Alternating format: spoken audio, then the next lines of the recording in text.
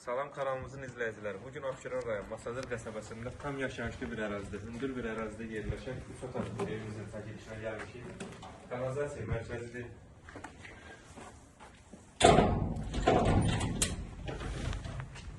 Kombi yığılır.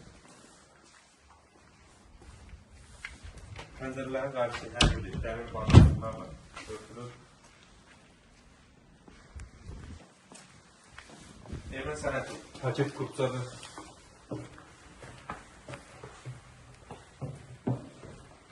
Bura qonaq otağı, mətbəx stüdiya yığılır. Evimizi çotağı düzəlmədik.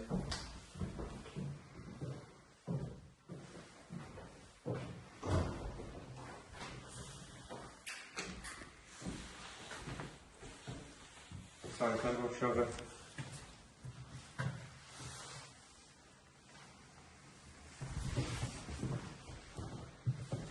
Ve 2 tane yatağı otağı yerleşir.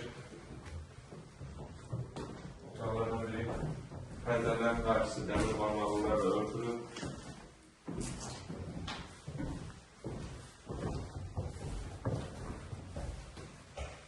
Bu da uşaqlar üçün nəzərdə tutulmuş otaq.